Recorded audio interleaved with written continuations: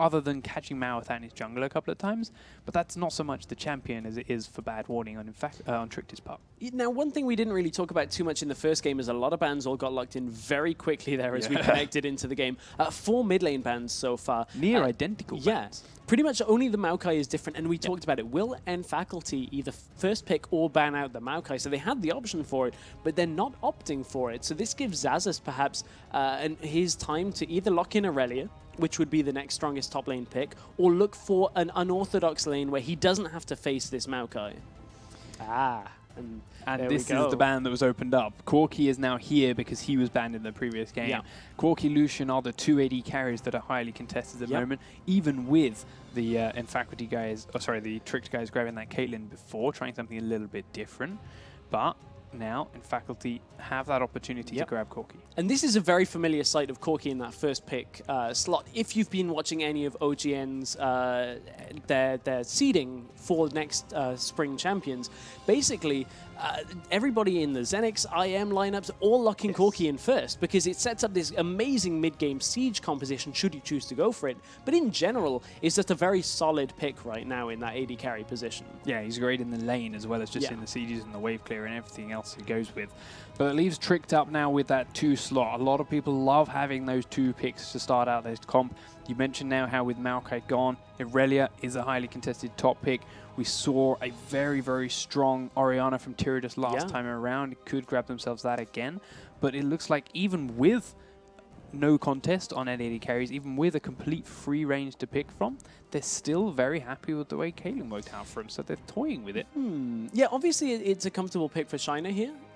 Caitlyn isn't the typical pick we've seen into Corki, but it worked against Lucian in the last game. Corki is similarly ranged to Lucian, so Caitlyn does still have that advantage, especially pre-sex. Once Corki gets the missile barrage, it's going to be a little bit better against Caitlyn, but should still follow the same sort of pattern. So they immediately lock in the Jarvan to go with it too, which is what we saw first picked in the last game, with him being one of the few junglers left in contention, being so strong at all stages of the game at various different roles and bringing so much utility to a team. Doesn't surprise too many people, but Faculty's immediate response, while they haven't locked them yet, is to take away 2 of the big parts of that teamfight composition from the last game, making sure Tricked don't get the same picks again, hovering on Orianna and Soda. That combination of Crescendo, Cataclysm, and Shockwave is so incredibly devastating, and they do lock it in. They do, and this is, again, it goes along with Corki, mid-game here. We're looking at team fights in the mid-game. Corki is going to be able to set them up for siege very well, and once they're in that siege situation, Orianna in the mid-game is a great champion for any kind of engages that follow on from that. What does that leave Trick, though, in this situation? We don't see a lot of Janna into Sona just because of the way the sustain matchups kind of end up going. Sona typically comes out ahead here. Nami could be an option. Seems to be a common one. Yeah, although with Caitlyn, I'm looking at champions that synergize with that slightly longer range. There we go. Nami does perfectly. Exactly. That was going to be my top pick. And we get Tyranids, of course, reversing the matchup from the previous game. His time to play with that Ahri. Let's see if he can do it any differently to the way Source Perfect did and have a bit more of an impact in that early game with perhaps roams. Yeah, it's pretty much a skill matchup in the Ori-Ahri matchup because every time you have an Orianna, she just sits so far back, farms rates. There's not a lot you can do against an Orianna. So it's down to Tyranids to get around the map and have an impact here in this game. But Faculty still looking for their top laner on Xaxus. He has the first pick, and I have to feel he's a little uncomfortable here. He's decided. Yeah, there we go. He's done it. I think he was waiting to see whether they picked Aurelia, maybe to have some kind of counter to it. There aren't any that really we're aware of. Maokai does okay. Nar is the only other one, but now Tricked are in a really odd situation. Lissandra and Victor both pretty much get crushed by Aurelia just because of how difficult she is to deal with in the laning phase and later into the game. This is the only other pick that can kind of do well, and we've seen it a little bit in Challenger, and I believe, no, that was Challenger games that I was watching as well in Europe. So I've seen this a lot in Challenger 5s as the ladder was going forward to the lock. So Malphite does okay in the lane. Great engage potential, my goodness. Especially to get onto an Orianna who, as you mentioned, loves to sit so far back. And that's the one thing that a siege composition like a Corki, Kha'Zix as well, Orianna goes in with that. That's the one thing that's going to undo them, is hard engage. And the hardest engage potentially in the game is that unstoppable force from Malphite. Yeah, and I also want to talk a little bit about Kha'Zix, because Worlds, he was a big factor and a very common pick. We're on the same patch, but a lot of people in the last couple of months since Worlds, last couple of weeks, have been focusing more on the Jarvans, Rengars, and Lee Sins. Kha'Zix just kind of stopped getting played from a lot of players, and I never really got a solid answer from someone as to why. But, in faculty, this time around, feeling it's their best option. Kha'Zix is a very aggressive jungler right now, and has been for a while. We're on 4.19, so it's been a bit of a while on patches since Worlds, but it's still Kha'Zix very strong in the early game, very strong in the mid game as well. Once you're past 6, your gank potential is pretty good as well. You've either got the resets on the leap or the added void spikes to make sure wave clear to help out with. Yeah, to be honest, what they've already got a lot of with Orianna and Corki in there, so they shouldn't necessarily need the void spikes at an early stage, but the resets could really help them out, especially when it comes to counter-ganking, which is what Kha'Zix love to do, and when you've got the potential of an Ari roam, having him there could really swing things. Yeah, indeed, but I really am liking Tricked's lineup here. I'm liking their hard engage. It's been a while since we've seen Malphite in proper competitive play, but he's always unpredictable. Yeah, but of course, I want to know what you guys like. Which of these comps do you prefer? Which ones do you think is going to take this squad? Each of these teams do you want to see in the LCS? Hashtag LCS Expansion will, of course, get all those messages straight to us, or you can have a direct chat at LOL eSports. Let us know what you think of the whole tournament. Let us know what you think about anything you could possibly dream of when it comes to these games, the LCS, League of Legends, and competitive scene. But we are in and onto the Rift. And faculty now, of course, are your blue squad down in the bottom left-hand corner of the screen, and Tricked eSports up in the top right-hand as the red team. Switching everything around. But again, level 1, I don't think that's going to change too much. Just going to sit back and dance with each other and drop a couple of wards in the river. So Malphite has a surprisingly decent level 1 if you've taken Ground Slam, which, I mean, it is an option. It's something that all the way back in 2013, I was talking through with some of the North American teams, and they were saying, you can flash Ground Slam and it works really well. Doesn't really. All you get is the attack speed debuff, which at level 1 is fairly level important. 1, all the damage are auto attacks, so slow it that badly. It is very good, but with Tricked's current setup, not going to be a factor, because in a 1v1, that is not what you want to happen here. So just funny little anecdote that teams do go along with those. Oh, maybe if we did that in a level 1. Oh, yes. Not LCS in a game, players have silly ideas too, people. Don't forget that one. But not in a game where you're looking to get into LCS, but that's an important factor. A nice early ward there. Not only did they spot out Maweth, now Maweth has to kind of decide whether he wants to be red here, or to get red here, regardless of whether he starts red or blue. They're going to know exactly where he is. Yeah, it's given so much information on exactly what Jarvan wants to do, and we've all seen how devastating his level 3 ganks can be with that double buff, and the burst damage he gets from landing his combo and his passive, that martial cadence, does huge amounts in these early levels. But now they're going to know exactly where he's going to be at about that 3-minute level 3 mark, and their lanes can play accordingly. And you can see their lanes are already playing accordingly. Look at Tricked forcing themselves into this push. Ebb and Flow will deal a little bit of damage with Mountain taking his Q. It's an early win. Little bit. Tiny little win, because remember, Sona has some of the lowest base health in the game. She used to have more, and a long, long time ago got that adjusted away. That was a lot of damage. And this is going to go a long way to helping them get that level 2 early. So Malphite actually being a little bit later to the top lane too, missing 1 creep, I believe it was. He may have got the experience but missed the gold, but it's not going to be too huge of a deal as he is still such an immovable force. But, as you mentioned, that bottom lane is, of course, still where the contest is in these early levels. But this time around, it's far more even than it was before, with all 6 creeps of both sides dying at very similar times. And I don't think Tricked are going to be able to stamp their authority quite as much as they did in the last game. Last game was support against, was sustain against no sustain. This one, however, both supports have a heal in their kit. It's a very much more passive matchup until you start hitting that kind of level 6 point, unless there's a big level disparity that opens up. Yeah, we do see this trades coming back and forth again, but you mentioned, while this sustain versus sustain, Nami's using a lot of her sustain right now as harass. Yeah. It's healing herself just to make it bounce. It's not really hitting Caitlyn quite so much all the time. So we'll see what kind of harass and faculty can land, because their sustain definitely hits both every time.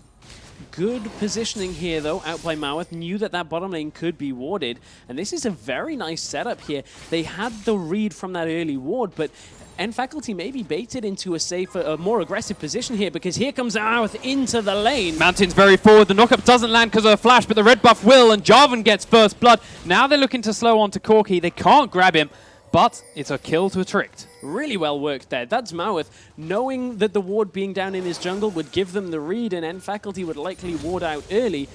Really, really smart out of Maweth. Better start for him this game. It's a route we've seen a couple of times from Jarvans on both sides of the map, using that Dragon or Baron Pit to get in behind those wards, and well played by the Tricked guys, communicating, letting them know where Sonnen placed that ward. It was only in that edge of the river bush he could get into that pit safely.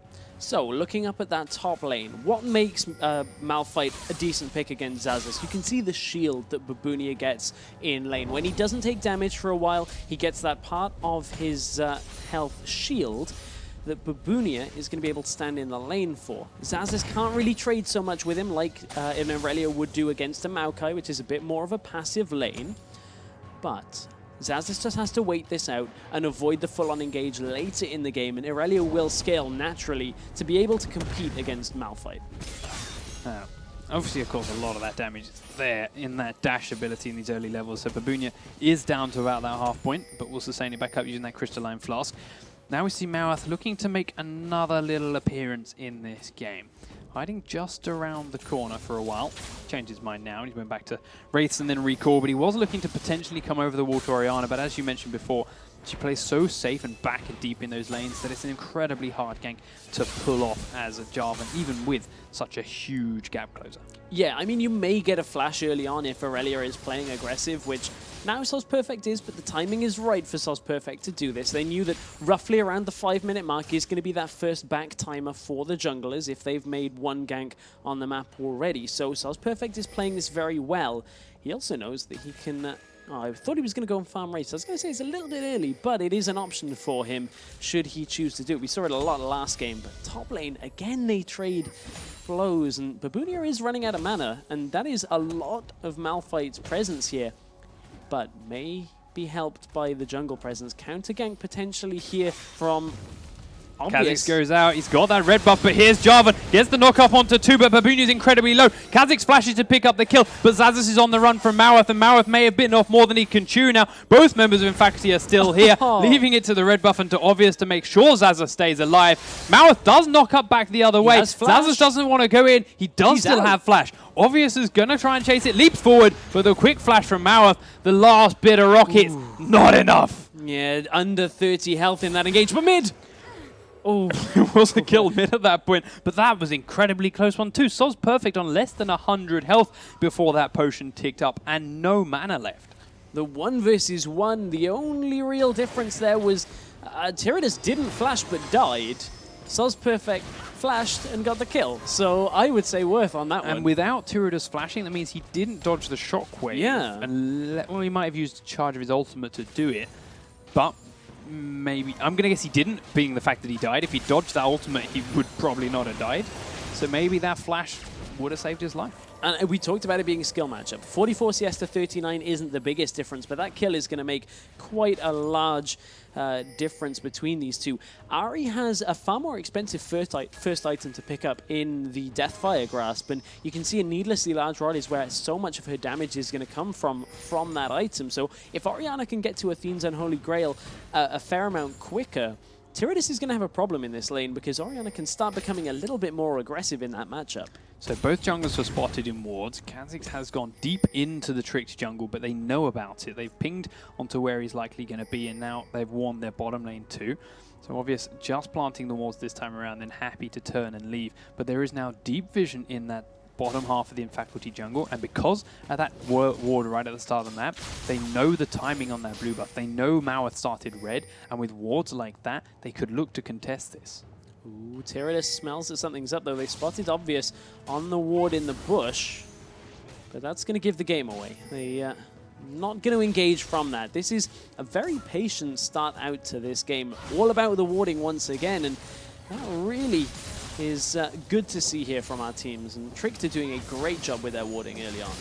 So Jarvan did kill off the pink ward while they chased Kha'Zix away, and he's killed off the other ward that was placed now too using his sweeper. But we do see slight changes now in this top lane build from what we're used to. As in fact, Azazus is getting very aggressive onto Babunia, but he doesn't have a blade search to keep the case. Babunia, unstoppable force back in, goes to slam the ground onto Azazus, but has no more mana to keep the chase up. He's willing to just burn ultimates like that. Yeah, I mean, I was going to say that he forced the Transcendent Blades out from Irelia and then didn't really end up losing too much from it. But Babunia's low on mana. He has a Giant's Belt, though. That's what we were looking to, you know, focus on. And you'd think that would make him a lot more difficult to kill here, especially once that shield becomes active once again on Babunia's passive. So Xayah could be in a bit of trouble here in this top lane if he can't heal up safely under the turret. And using that mana to CS under tower like that too is not going to help him trade. So he is definitely planning to base. He does start the recall now. We're going to focus on mid lane because there's a lot of pings going down onto Kha'Zix right now. Tricked know where he is and are looking to kill some pink wards off. They don't.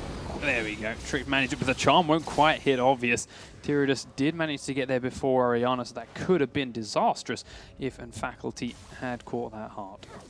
Now, what that allowed Trick to do is put China down in this bottom lane to basically farm the wave on his own. And it's something that Caitlyn is somewhat safe to do.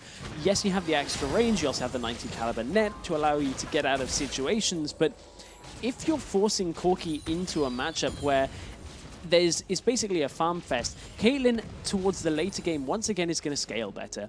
Yes, Corki has that mid-game spike once you get the Trinity Force, once you have the Sorcerer's Shoes, but later and later into the game, Caitlyn is going to become far stronger once that Infinity Edge, Phantom Dancer, and the Last Whisper have been completed. So they can't really allow China to farm in a solo lane all that much.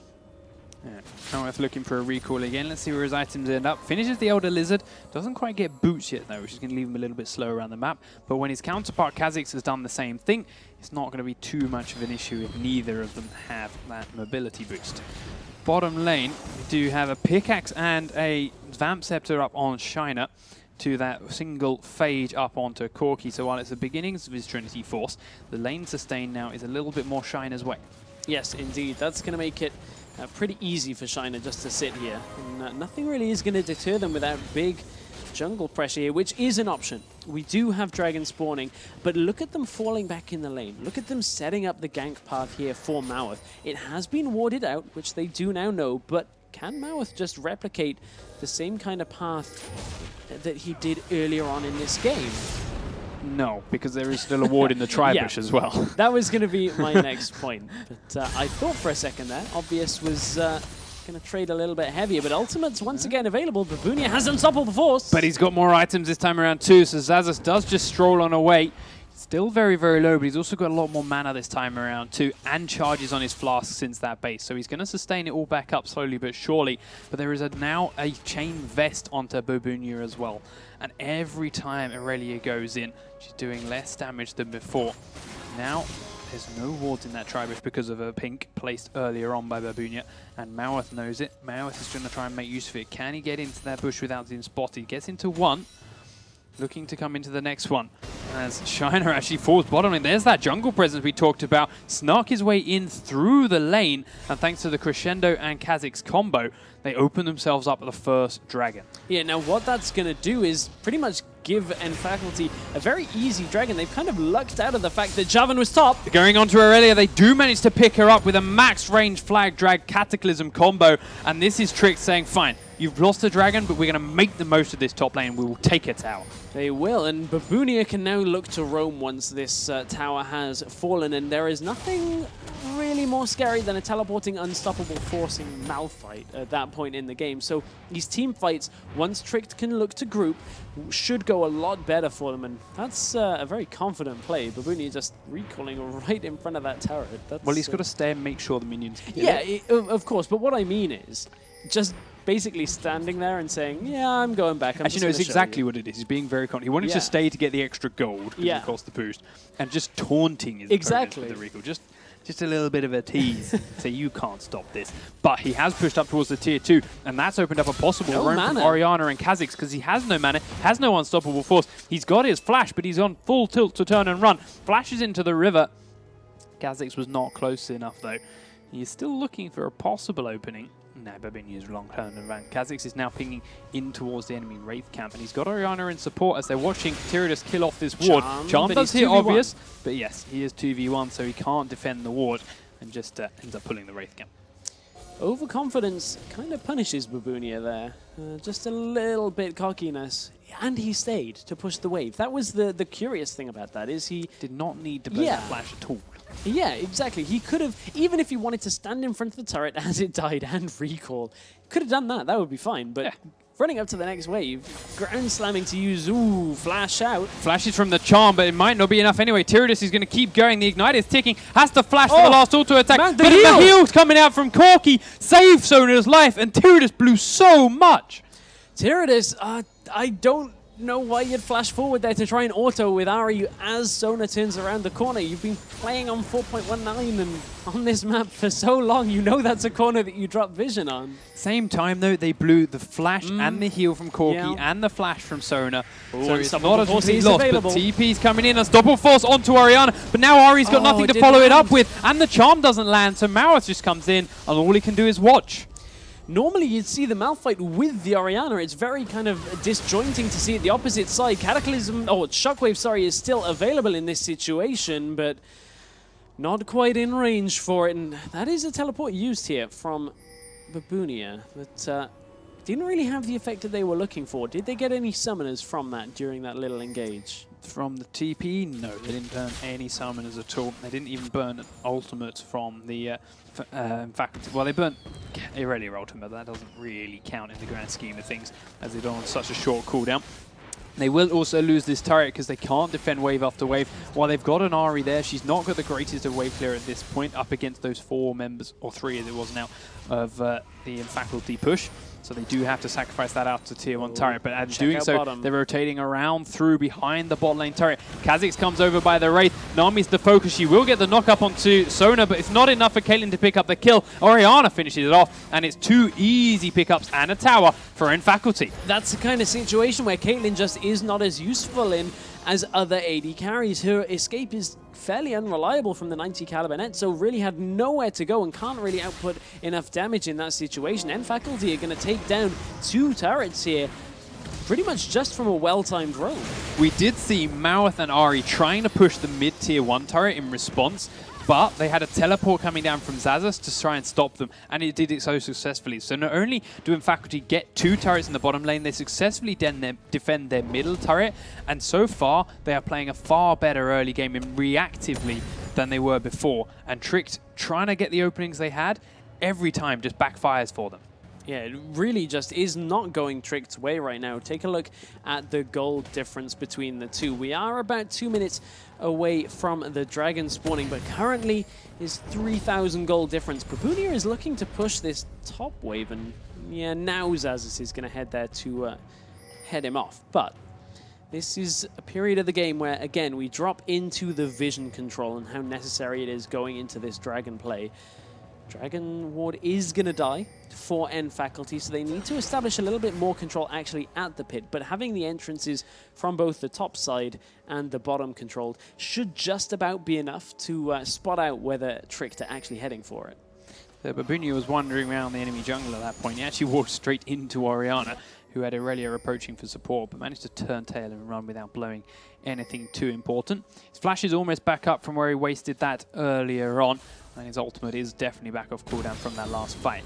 Teleport is just over a minute out. With a minute on Dragon, it's going to be a very, very tight turnaround to see if he can use that for the fight. But one thing's for sure, Xaxus won't be off cooldown for the next fight. So depending on how these trades go, so whether or not Xaxus can cancel that TP from Babunia, Babunia almost wants to slightly lose one of the trades and back out, make sure there's no stun on Xaxus. Yeah, I was going to say, that means Babunia can't really sit around in this top lane and actually drop in health, because it's one of those weird mechanics where you win the trade, you lose the actual teleport timing. So it's a balancing act here. You see, And Faculty here looking to try and grab not only a pick for the Dragon, but some vision control too. They're planting things in and over wards. Nico, though, however, walks straight into the bush, or the ambush, sorry, as Obvious has to flash to get onto him, but he's been exhausted to save Nico a little bit. He's got the move speed boost, but the slow is there. Kha'Zix will pick up the kill, but now he's deep in enemy territory. Shiner has come close, but doesn't have much damage yet. Obviously, he's going to try and focus him down. Might just be able to grab this kill before he falls. Has to blow the summoner spell on Shiner for heal, but now she has so low health. This next fight could be hard for her. Shiner was in two minds there. The first mind was put out as much damage as I can on this Kha'Zix. The second was don't be isolated, because he was nearly far enough away from the minions that would have been extra damage for Obvious. So had to balance that carefully, but Obvious diving far too deep. The smite is now not available for this Dragon, and it looks like they are going to contest. Shiner is not anywhere near to defend this. Numbers advantage for Trick. Shiner doesn't want to be here. Cyrodius is taking a lot of damage. Maweth has to back away. Unstoppable Force hits 3 people, but there's no follow-up because the rest of Trick are being zoned all by Corki.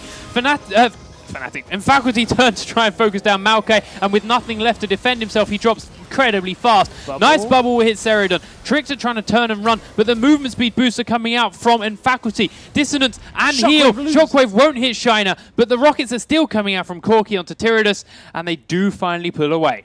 Oh man, that Shockwave just missing out completely. Could have been enough to continue this cleanup, but Tricked got the Dragon from that. No, they didn't. The Dragon is actually being alive done now. Now, in Faculty get it. Like FAC tech copy. Yeah, I nearly did that one earlier. It's okay. I was like, this is not a Fnatic game. But no, yeah, the Dragon goes down in favor of N Faculty at the end. There used to be N exclamation mark. I don't know why Tricked went for that. No, like, neither do I. Like, Shiner was so low he couldn't be involved. They knew Shiner couldn't be involved. Yes, they got 1-for-1. But with Shiner gone 2, that's 2 people down, even if he's not dead. They went for that 3-man Dragon when they knew they were surrounded. They knew Corki was in the bottom lane because he just finished killing away the creeps off. They already saw the other 3. They were ready to defend from them. Why would you sandwich yourselves in the middle like that? I think they perhaps just didn't read the power spike on Corki. He's got his Trinity Force, he's got his Sorcerer's Shoes, so not reading how much damage he has in a fight like that is a massive underestimation of their AD carry.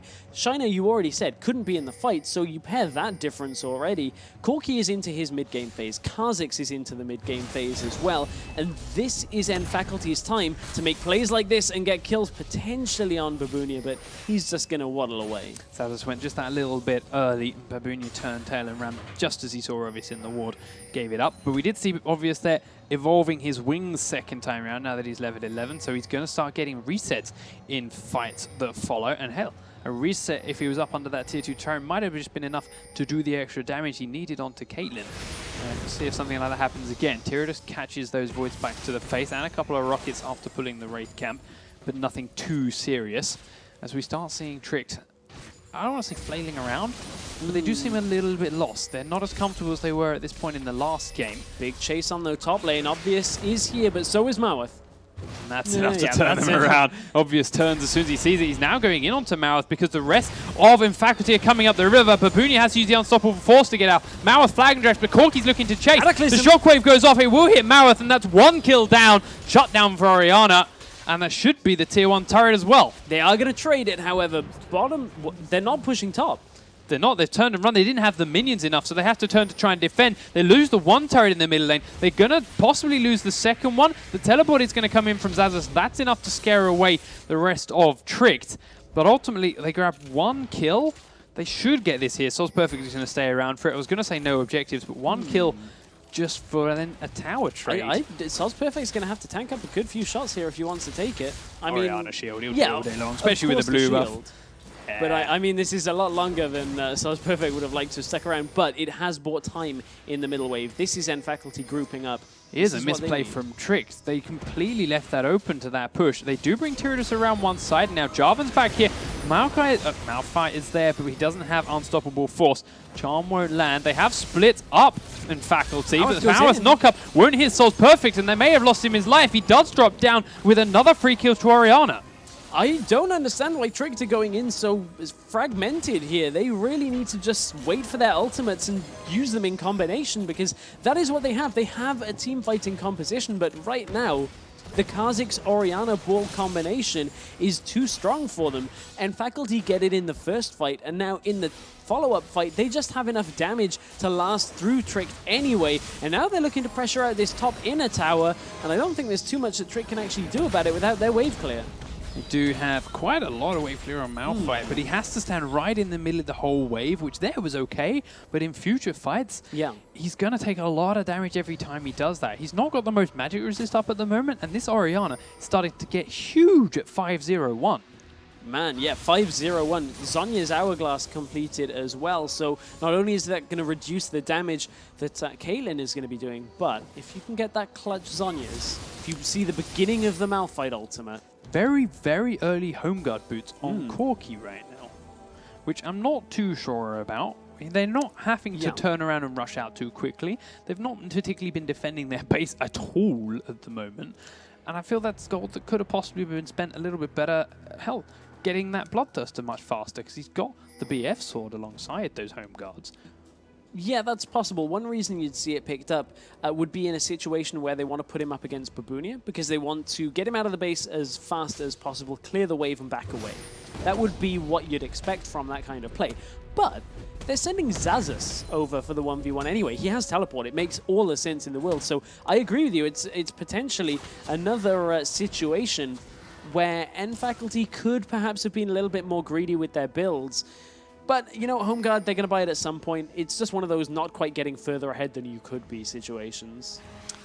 Playing just in case it goes for a lot longer. 25 minutes on the clock. Far shorter so far than the last game, and a lot more turrets down already for N-Faculty. 5 towers to 2, 9 kills to 3, and a 7,000 gold lead in their back pockets. But Malphite is still a very, very tanky member of that Tricked lineup. He's still got a pivotal ultimate, and Ari has that DFG to catch, DFG and Void Staff now, to catch the one person Malphite ultimates. That's all they need to do for Trick to really swing one of these fights around. That is still a very volatile combo, despite 7,000 gold. 7,000 gold, though, is a bigger lead than we really saw in the first game. We know that Tricked could hold a smaller lead than this, but can they survive under the siege from N-Faculty? We know how definitely a better siege comp this time around. In fact, they're waiting for a trap around the corner again. Babunia goes around first, but they're doing a lot of damage to him. Will turn, but he hasn't got that moment for an unpossible force. And Sheridan is doing a lot of damage with rockets to the backside of Tricked, so they have to turn and run. Dragon is back and alive on the map, so that is going to be our point of contention here. N-Faculty could be looking for some kind of setup here at this opening. They've got to be careful. Have to walk right over that Orianna ball to get in here. It does ping back to Orianna, and now Faculty are split. Marith goes in, doesn't get the smite, goes to Kha'Zix, but he immediately has to flash away. Marith the first man down. Tricked are looking to avenge it. Xaxus has been exhausted. 3-man shockwave, 3-man crescendo, and Tricked eSports are melting. It's an ace for N-Faculty at 26 minutes. They get the Dragon as well, and that was just great layering of all of their AoE damage. N-Faculty with a massive team fight coming out ahead. They're going to head to Baron as well. And this is a much more comfortable game for N-Faculty right now. They are far happier with this, and they are making far better decisions with it. They slightly split them up in that time round, but Tricked, while they win in, Marith went for the Dragon. The other 4 members of his team went down towards the bottom lane to try and grab the 2 players down there. Then Marith had to flash out at the top, so Tricked had to turn around and chase them as well. And in doing that, it completely ruined their positioning and set them up for that beautiful combination of Shockwave Crescendo. Man, one thing I'm noticing from Tricked's composition, though, is we talked about how they do have a lot of teamfight presence with the Jarvan, with the Malphite, but with Malphite obviously building tanky to be a top lane contender here against Irelia, and Jarvan building tanky to be just engage and then sit around in the fight, they haven't yet shown us the follow-up damage that is required after that initial engage. They have 2 massive engage tools, but no follow-up damage in these fights. Not impressed by Tyrudis' Ari, to be honest. Exactly as you mentioned it. She's got a couple of big damage items. If she can get to these targets, which, to be honest, is not too hard, especially in that last fight, because N-Faculty were so spread out and split, you just couldn't pick one and get to them. He hasn't been able to pull that off. He hasn't been able to land those charms. Hasn't been able to do that full combo, the Deathfire Grasp on the right one. It's just been very, very underwhelming. And Shiner, yes, it's Caitlyn again. He did great Caitlyn the last game. He's not anywhere near that kind of build, not anywhere near Caitlyn's critical mass yet to make an impact. So it's Tyrudus they're waiting for. Tyrudus' shoulders they're currently hoping the mid game will play out on. And he can't quite step up. Yeah, it's going to be even more difficult for him here as we go along. There's now the shield that's going to come from the Bloodthirster as a second item from Corki. That is not something you see all that often. Typically, it's an Infinity Edge, but this upfront damage is going to give him a big spike again in this mid-game phase. But... Ooh, Trick know they're in there. They've pinged this bush. They have pinged it. They know they're around. But with the Mikhails on Sona, it's going to be even more difficult to pick off a champion with a charm here. And Cedrian is going to be difficult to pick off as well. This is just Faculty bubbling the tension higher and higher in this boiling pot. Irelia is down the bottom lane, split pushing that lane in. She's got the teleport if they need her. But with the Orianna shields and the blue buff, Corki's just face tanking down this tier 2 turret with ease. Gone. And it's completely free. They've also lost the inhibitor turret in the bottom lane because Zazas was left alone for so long as well. Trick just didn't know when and what to send against him to do anything about it. And that's 2 free towers from Faculty without even having to use their siege comp. They do grab a charm onto Mountain, but this time China was out of position and wasn't there to follow up Ari's burst. This game is a lot better from Zazas. He's got a Banshee's Veil, which means Babunia can't instantly unstoppable force him in the initial engage. He has to engage and then re-engage when Zazas stays around in the lane. But it's a 1v1 with an Irelia who this late into the game has her build and is just going to ignore Babunia to get the inhibitor. He's down by 2 critical of the health. What does he do even if he does ult? Yeah, There's no one there to help him. It's just a wasted ultimate. Zazas gets a free inhibitor. Oh, we do see in the mid lane. Sol's perfect, was exposed, and Tyrudus went for him, but he lost his own life for it. Now the Caitlyn is caught out and caught down by a crescendo. Maweth was there to try and help, and he's going to fall for a double kill on Orianna. There's 3 members dead for Tricked eSports, and with 1 inhibitor down, Corki killing the next one, and the rest of the team rotating onto the bottom lane, this may just be game for Faculty. They're focusing onto 1 Nexus turret. It's going to be tanked up using Orianna shields. That's going to fall quickly, even without the AD carry, and they don't need it, because Tricked have surrendered, and we've got an even series. Oh, that was a lot stronger out of Faculty. They